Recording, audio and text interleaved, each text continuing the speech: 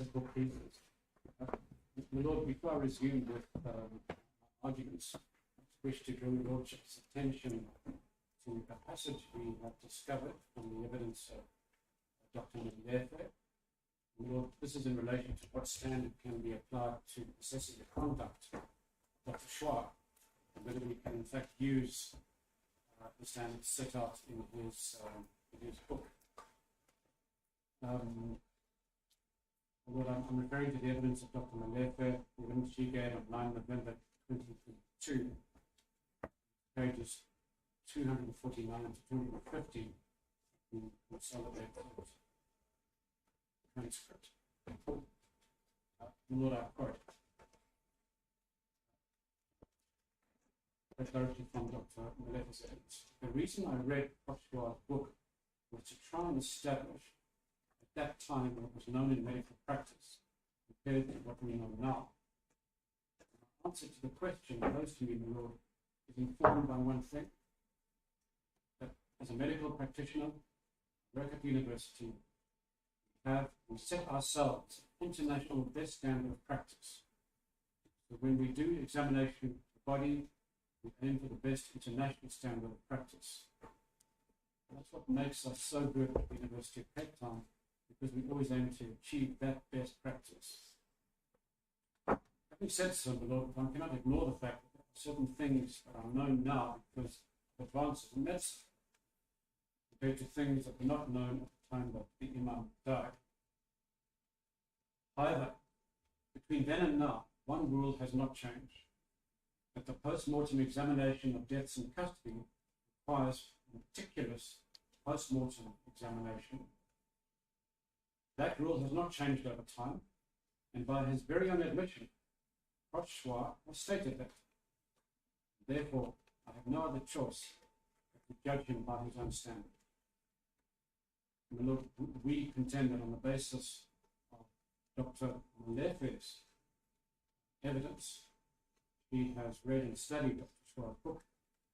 She confirms that in that book, Dr. Schwab apparently stated that requiring meticulous post-mortem examination has always been the standard, be it the 1960s or later. Look, we move on to the next subhead under the main head of the cover-up.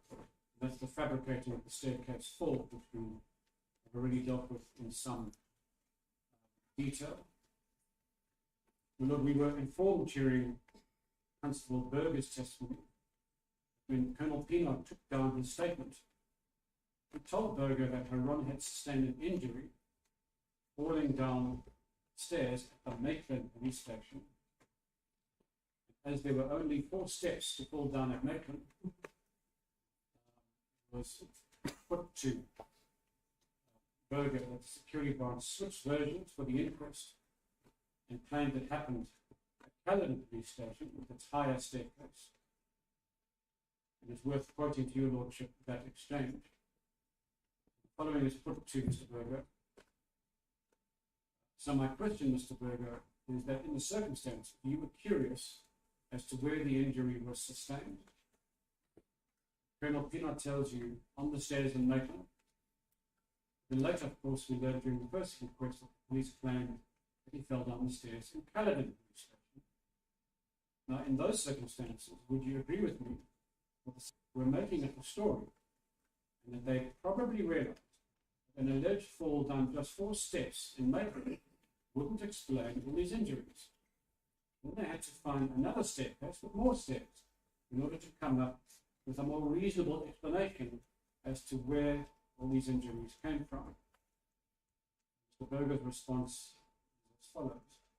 My Lord, a blind person can see that they were lying. So, my Lord, the security branch had much to hide. Colonel Peterson confirmed that the original docket, pocketbooks of the security branch members, interrogated Haron, as well as the SAP-14 log sheets and escort duty logbook pertaining to Haron, could not be traced. These should all have been part of the first inquest docket. In our view, my Lord, it can be safely assumed they were deliberately concealed, subsequently destroyed. My Lord, on 17 September 69, Haron was taken from Maitland police station by Hennis and only returned on the 19th of September. And the security branch was particularly evasive during the questioning in the first inquest as to the purpose of this extraction. When Haron was taken, when asked where Haron had been taken, Malan indicated that he did not know. Hennis claimed that he could not remember where he interrogated him, and that he did not keep a record of the times he interrogated him. Van Wyk was also evasive when questioned. We have set out an extract for your Lordship's consideration, which we won't deal with now. And Lord, we also learned that every Thursday, while the Imam was in detention, the Haron family would bring him clean clothes and take away the worn clothes for washing. However, after the 3-day extraction, following that period, 17 to 19 September, this stopped. The person bringing the clean clothes was told that this was an order from the security branch. Now, when questioned about this, Hennis provided evasive answers and claimed that he did not know that the arrangement had stopped, even when pressed by Cooper for an answer. Now, Hennis's claimed ignorance, we believe, has to do with the possible explanation that they didn't want the family to see traces of blood on the clothing following the 3-day extraction. And then finally, on the cover, we note that there was no disciplinary internal inquiry following death in custody of Haron. And given that the deceased had complained multiple times about his state of health in the days leading up to his death, it should have been an internal disciplinary inquiry to determine whether any police member contravened any standing order or police regulation in relation to his treatment, and in particular why he was not afforded medical treatment at that time. But there was no inquiry. Well, Lord, we've now taken Your Lordship through the evidence. We have supplied Your Lordship with our analysis. We now turn to the probabilities. In this section, we ask Your Lordship to make certain findings in relation to the probabilities based on detailed analysis of the evidence that we have offered. So we submit that the probabilities point overwhelmingly to the fact that the Imam was, one, subjected to unrelenting torture and vicious abuse by the security branch during his detention. Secondly, he was specifically denied medical attention by the Cape Town security branch, as well as the uniform branch at Maitland Police Station in the period he needed it most, namely between 19 and 27 September 1969. And thirdly, he succumbed to the cumulative impact of his injuries endured under torture by the security branch. And lastly, he would have lived but for the torture and the denial of medical attention. And my Lord, why the 19th and not the 17th? My recollection is he was removed late on the 17th September, so he was out of Maitland Police Station until his return late at night on the 19th September. But the very next, Lord, as we've pointed out earlier in our submissions, the security branch over the years have manufactured all kinds of stories, falls down staircases, jumps out of 10-story windows, hangings, slips, bars of soap, and the like. Lord, the freedom-loving people of South Africa never believed such fanciful stories. Lord, the Imam never broke the interrogation. He never betrayed his comrades, even though he was interrogated almost daily, and this would have enraged his interrogators. to increase the intensity of the torture in an effort to finally break them. This culminated in the 3-day extraction, in which the Imam was subjected to ferocious abuse at the hands of Speker van Beek, Venice, and others. We also submitted to your Lordship that torture, extrajudicial killings, and cover-ups were the order of the day of the security branch at the time. The torture meted out to the Imam was not an isolated event. It was part of an established pattern that can be described as both widespread and systematic. And in this regard, we would submit that the crime of torture committed against the Imam accordingly qualifies as a crime against humanity, recognized under customary international law. Its widespread and systematic nature was attested to by the similar fact witnesses, as well as through the meticulous research of Diane Sandler and others, such as the reports we drew your attention to from the Truth and Reconciliation Commission, as well as the evidence we've heard from other detainees who testified before the other reopened inquests. We submit, my Lord, that when all the facts are considered together, detailed, critical examination, only one sensible set of facts emerge, namely that the Imam was tortured to the point of death. Callousness and indifference of the Maitland police ensured his ultimate demise. And the only question that remains for us, my Lord, is the question of liability to which we now turn. And we suggest, my Lord, that this Honourable Court will apply the following tests determining whether any police officer was responsible criminally for the death of Imam Haron, and that is whether any police officer performed their actions with criminal intent, whether there was a break in the chain of causation between their actions and the ultimate death of Haron. And we'll start with talking about the legal duty of care. We know that Haron was detained in terms of Section 6 of the Terrorism Act, and under law, police in general, including the security branch, were obliged to maintain him in good health, both in body and in mind, and to ensure that at the end of his detention, he would be released with his physical and mental health unimpaired. The branch were not entitled to subject him to any form of assault or torture in interrogating him, taking a statement from him. The branch, as well as the uniform branch of Maitland, owed Haron, as a detainee, a legal duty of care and protection. And in the footnotes, we have set out the authorities for that contention. Haron's interrogators, Prime Genius, Van Beek, Pino, and others, acted in breach of this legal duty by applying assault and torture to Haron. Given the experience of other detainees, it is likely he also experienced sleep deprivation, forced exercise, and the kinds of abuse we heard from Gabru, Cronin, Kemp, and others. And the security branch ramped up this abuse over that 3-day extraction that preceded his death.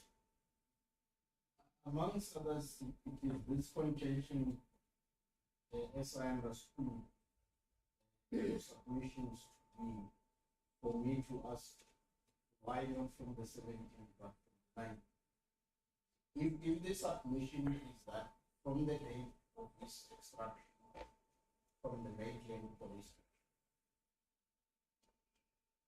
from that point there was continued interrogation, possibly assault and torture, and that by the 19th there were injuries that caused the security branch fabricate a form. Right. Then that's why I'm asking why then on the 19th. I completely concede the point, and you're completely correct. In fact, that legal duty of getting medical attention, as your Lordship points out, arises from the moment a person in their custody gets injured or hurt. And since it's abundantly clear that he was being horribly abused and tortured in that 3-day period commencing the evening of the 17th, then your lordship is correct. Medical attention should have been afforded at that time during the 3-day extraction. Yeah, because if I recall correctly, the prosecutor at one stage, although he wasn't eager to disclose where the imam was taken, but at one point I recall him mentioning about him being taken out of the peninsula or west to that effect. If that be the case, the prosecutor could only have led from the branch members where the interrogation happened, but it surely from the evidence did not happen at the Caledon. Indeed. It happened elsewhere on the available evidence, unless I misunderstood something. My lord, it's clear that they didn't want to disclose where in fact they had taken him. It simply intimated that it was away from the peninsula.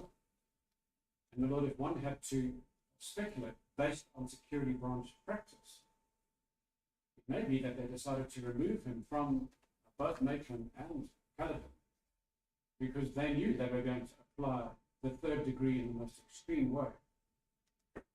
And that being in a police station, the imam would be subjected to such extreme torture, he would probably be screaming out in pain.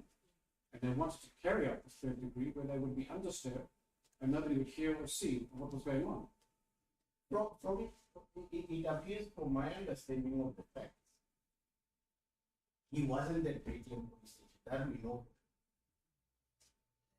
Because on the police own version, he was removed from Maitland on the 7th. And according to, as I say, at least the public prosecutor, he wasn't even in the peninsula at that time, which means he could not even have been at the Caledon at that time. Well, The only re-emergence of the Caledon police station is to explain the injury that he felt. That's what we know. But at least we know that for the 3 days on their own bed, he was neither at Maitland nor at the Cape Town. I think that inference is reasonable to draw in the circumstances. The only evidence which I think we can safely dismiss is that of Gennis and Van Wyk, who claimed that on the night of the 19th, yes, they were back in Caledon. It's unclear whether that's simply a complete fabrication. Or in fact, they did bring him back for some reason on that last evening. But of course, that's the evening that it's claimed that he fell down the staircase. Or that our submission is that such staircase fall never happened.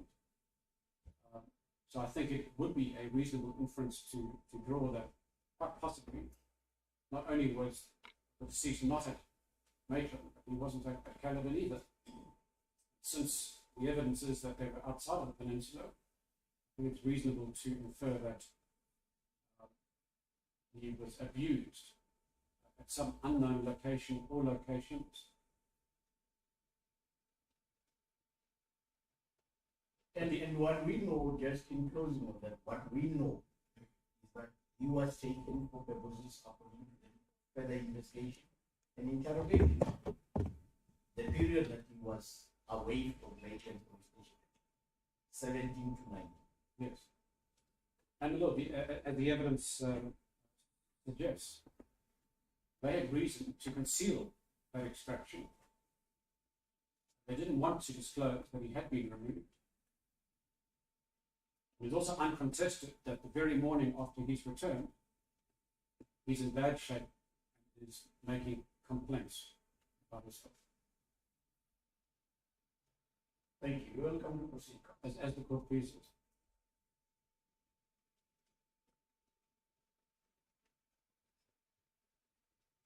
So, my lord, the security branch engaged in this course of conduct, knowing that given his conditions of detention, he could not, as a matter of law, access friends, family, a lawyer, or a private doctor. And moreover, his access to state medical care was entirely at the whim of the security branch. They decided whether he could see a doctor or not. And as we have submitted, there's strong grounds to believe that post the 3-day extraction, medical attention was denied to him. Including the minimum indirect contact, in the sense that if you understand the testimony correctly, since the 17th, the food and other necessaries that were provided for him by the family was not allowed until his death was announced. In other words, from the 17th, the day that he was removed from matron, the indirect contact, I'm saying indirect because the family never had occasion to see. They could only reach the police station, give her new clothing, and take the used clothes, and provide whatever food or necessaries they were allowed to. But even that contact, if you understand the testimony correctly, since the 17th, did not occasion. So, my Lord, my recollection of the evidence is that post the 3-day extraction, clearly, of course, one presumes that during the 3-day extraction, any attempt to deliver food or clothing would be met with refusal. And post the 3-day extraction, when there was an attempt to deliver more clothing and take away the old clothing, they were told that they were not allowed to receive the old clothing. I will ask my learned junior about the question of food, as to whether food also stopped. I can't recall whether that was the case. We will confirm that from the Lord. Thank you. We will come to proceed. So turning to the question of common purpose liability. The essential basis of common purpose liability is that when several persons common purpose to commit a crime such as murder, they assist one another in the commission of that crime, all are guilty of murder. Someone is killed in the process. And if all have intent, usually in the form of the intent known as dolus ventuari, regarding the victim's death, whether the conduct of each is causally connected with the victim's death is, my Lord, not relevant. Now, in this case, the interrogation team had a common purpose to assault the Imam with previous bodily harm, and in those days, still known as assault GBH. And they did so in order to extract information from him. And in the process, Imam was killed. Accordingly, my Lord, we submit all had the necessary intent based on the knowledge that such serious violence perpetrated against Haron may result in his death. And look, we make reference to state verses in Gedezi, others, 1989, Volume 1, Essay 687, Bill of Division, where it was held that where no prior agreement had been proved, an accused regarding whom no causal link to the death has been proved can be held liable to that death if 5 preconditions are present. 1, he was present at the scene of violence, as in present at the interrogations where the torture was performed. 2, he had knowledge of the assault of the victim. 3, he had intent to make common cause with those who committed the assault. 4, he had manifested participation in the common purpose with the perpetrators of the crime by some or other act of association, the conduct of those involved in the interrogation. And then lastly, he had the necessary mens rea regarding the killing in the form of dolus directus or dolus ventualis. And my Lord, we submit that all of those involved or connected to the interrogation satisfied these 5 preconditions. So let's now turn to mens rea in the form of dolus ventualis. And for those not familiar with the Latin term, we're talking about intent based on reasonable foresight. Now, all possessed the necessary mens rea in the form of dolus ventualis, since they were aware that such ongoing brutality could potentially result in the Imam dying. And it should be noted that those who provided support to the interrogation can, as an accomplice, still be liable on the basis of common purpose. This is because the support an accomplice provides for the advancement, the commission of the offence. And we note in passing that the police officers are under a legal duty to prevent the commission of offences such as assault, torture, and murder. We quote the old case of R.B. Vendeka in the footnote. So there was a legal duty on the security branch to protect Haron and not abusing him by ensuring that he received medical attention. And notwithstanding such legal duty, they subjectively reconciled themselves with the foreseeable consequences of persisting with the torture and ensuring that in the final 2 weeks he was denied medical treatment. My Lord, the reasonable and foreseeable result of this conduct, in direct breach of their legal duties, was that Haron became a physical shadow of the person he was. He was gravely ill from the injuries inflicted upon him. And notwithstanding holding such knowledge, they declined to intervene by ensuring he received medical treatment. Accordingly, my Lord, it is our submission that there was no interruption in the causal chain between the attacks on his person and his death. So the security branch, in particular the interrogators, had the requisite intent in the form of dolus eventualis to kill Haron. My Lord, our courts have confirmed, as per State versus Sigwala, 67, volume 4, SA 566, Appellate Division, confirmed the following. The expression intention to kill does not in law necessarily require that the accused should have applied his will to compassing the death of the deceased. It is sufficient the accused subjectively foresaw the possibility of his act causing death and was reckless of such result. This form of intention is known as dolus eventualis, as distinct from dolus directus. It is submitted that Haron's interrogators foresaw that he was seriously injured as a result of their conduct, but intentionally failed to take reasonable steps to guard against this further ill health and possibly death by ensuring he was treated by a doctor or taken to hospital. Circumstantial evidence strongly suggests that this action was taken to prevent outside parties, such as doctors, observing the injuries on the Imam and seeing his dire physical state. So the doctors in question must have foreseen, and by implication did foresee, that there was a reasonable possibility that he would die if not medically treated. They therefore had the requisite intent in the form of dolus eventualis to kill. They all refrained from getting him to a doctor or a hospital. Accordingly, they subjectively reconciled themselves with the foreseen circumstances. They are all responsible for his murder on the basis of dolus eventualis, and my Lord, all we can say, it is deeply regrettable that none of them are available today to face justice, since they have passed on. As we have mentioned, that is the terrible cost of delay. This is not covering the phone.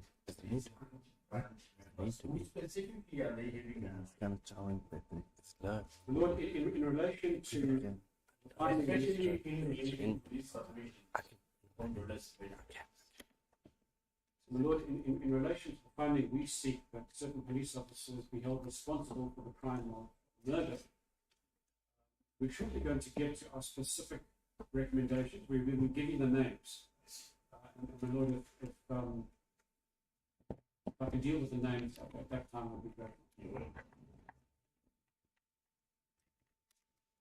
Lord, we now want to turn to the liability of the Maitland police. Now, the uniform branch, they would have lacked the requisite intention to kill. Now, we raised that it's quite possible, in fact, highly probable, that the security branch entered into an arrangement with senior away from the doctor. We do have the evidence of Berger who concedes that must have taken place. Of course, we were not able to call Captain Malan, Sergeant Radaman,